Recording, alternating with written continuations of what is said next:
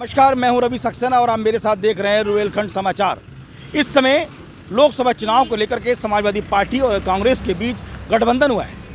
वहीं समाजवादी पार्टी ने 32 लोगों की घोषणा की है। कुल मिलाकर के 3 सूचियां समाजवादी पार्टी चुनाव मैदान के लिए उतार चुकी है। 32 प्रत्याशी ताल ठोक चुके हैं। अब चौथी सूची आनी है और वहीं रामपुर पर सबकी निगाहें टिकी हैं कि आखिरकार समाजवादी पार्टी का दांव क्या होगा। क्या आजम परिवार से कोई फिर ताल ठोकेगा? करी आ रही है कि सिद्रा अदीब चुनाव मैदान में अपना दावा पेश कर सकती हैं। सूत्र बताते हैं कि अखिलेश यादव और सिद्रा के बीच बातचीत भी लगभग पूरी हो चुकी है। वहीं लोकल बॉडी भी इस बात पर सहमत है कि समाजवादी पार्टी जो भी उम्मीदवार उतारेगी, परिवार या समाजवाद उसको पार्टी चुनाव लड़ाएगी। ये एक रिपोर्ट मेरे कैमरामैन सब्बू पारस के साथ। एन कैन प्रकरण तरीके से कोई चुनाव जीतना, ये कोई जीतना नहीं होता। मैं ये कह रहा हूँ कि कोई भी उनके परिवार का हो। उत्तर प्रदेश की 80 सीटों पर समाजवादी पार्टी ने 32 उम्मीदवारों की घोषणा की है।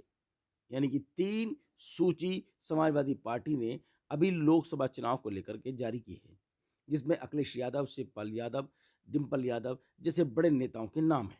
तो वहीं चौथी सूची का अब इंतजार है।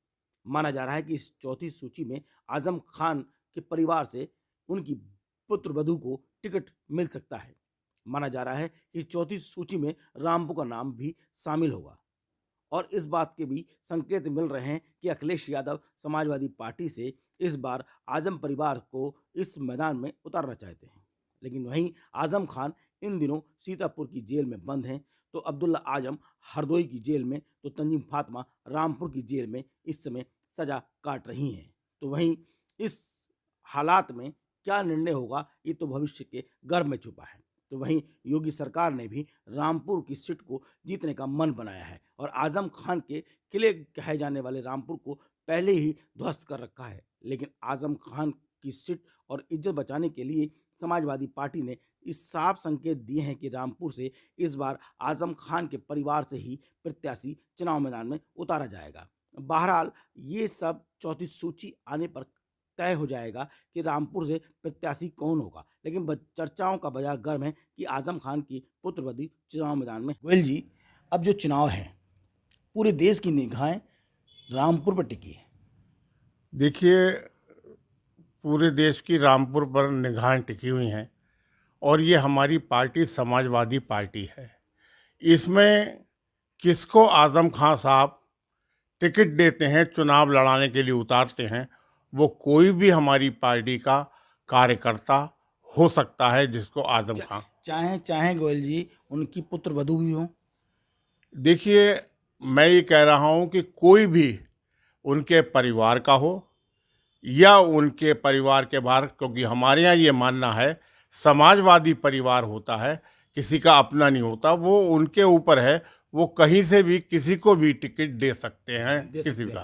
तो क्या मान लिया जाए कि अखिलेश यादव की चर्चा चल रही है कि अखिलेश यादव उनकी बड़े बेटे अदीब की पत्नी को टिकट देने जा रहे हैं? देखिए, अखिलेश यादव तो पहले ही कह चुके हैं कि रामपुर की सीट जो है वो आजम खान साहब डिक्लेयर करेंगे और ऐसा काम पहले भी हो चुका है। जो विधानसभाएं चुनाव हुई थी और आजम खान साहब जेल में थे, तो यहाँ की जितनी सीट थी वो आजम खान साहब की ही मर्जी से होती हैं और यहाँ पर उन्हीं की मर्जी से पिछली बार भी हुई थी। तो क्या मान लिया जाए कि आजम खान ने जेल से कोई इशारा किया है कि उनके परिवार से लड़ाया जाए? ऐसे कोई आजम खान ने अभी किसी को कोई इशारा नहीं किया है। आजम खान साहब किसी को कोई इशारा नहीं करते हैं।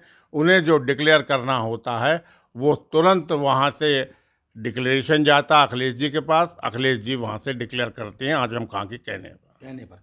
तो एक मान लें कि आजम खान की जो पुत्रवधू हैं, बड़े बेटे की पत्नी, वो भी चुनाव मैदान में आ सकती हैं। देखिए, आप बार बार किसी पुत्रवधू या किसी के बेटे की बहू या क्या कर रहे हैं, ये आप पता नहीं क्यों ऐसा सवाल है। ये आप उनसे पूछिए कि जिन्होंने ये बात आपसे सवाल करने का, आपको नहीं मालूम। जब मैं ये कह रहा हूँ कि किसी को भी दे सकते हैं, किसी को भी दे सकते हैं। देखिए, नाराज होने की बात नहीं। नाराज नहीं होता। आजम खान ने अपने बेटे अब्दुल्ला आजम को चुनाव लड़ाया, तो क्या लोकसभा की सीट उनका परिवार में रह जाए, उनका वर्चस्व पार्टी में रहे, तो क्या पुत्र वधू को लड़ा सकते हैं? आजम खान साहब का परिवार समाजवादी परिवार है। समाजवादी पार्टी का हर कार्यकर्ता आजम खान का है, चाहे उनके परिवार का हो, चाहे परिवार से बाहर का हो। वो जिसको चाहेंगे समाजवादी परिवार के व्यक्ति को टिकट दे सकते हैं। तो इस बात को भी आप सहमत है ना कि हो सकता है उनकी बेटे की बहू को भी लड़ाई? मेरी सहमति या असहमति से कोई फर्क नहीं पड़ता। ये आजम खान साहब से आप सवाल कर सकते हैं, ये मेरा सवाल देने का जवाब नहीं, वो जवाब नहीं है। मैं संगठन का एक निवर्तमान जिलाध्यक्ष हूँ। पूर्व जिलाध्यक्ष जब तक नहीं कहलाऊंगा जब तक कि कोई नया अध्यक्ष नहीं बनता है, और जब नया अध्यक्ष बनता है तो पूर्व अध्यक्ष होता है, और जब तक नया अध्यक्ष नहीं बनता है जब तक निवर्तमान अध्यक्ष ही अध्यक्ष का काम करता है। अध्यक्ष जी, मैं मान लूँ इस चीज़ को कि आजम खान जिसको भी इशारा करेंगे वो तो लड़ेगा ना चुनाव?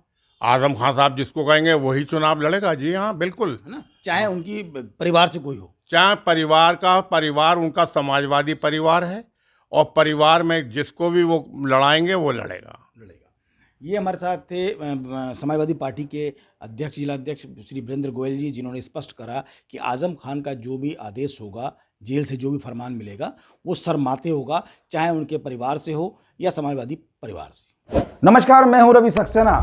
अगर आपको मेरी ये वीडियो अच्छी लगी हो तो आप सब्सक्राइब और लाइक जरूर कीजिएगा, और हाँ, हमें सब्सक्राइब और फॉलो करना ना भूलें ताकि आपसे कोई नया अपडेट छूट ना पाए। जी हाँ, आप ध्यान रखें, हमारे साथ जुड़े रहिएगा रुहेलखंड समाचार पर, और ये बेल आइकन को जरूर दबाते रखिए।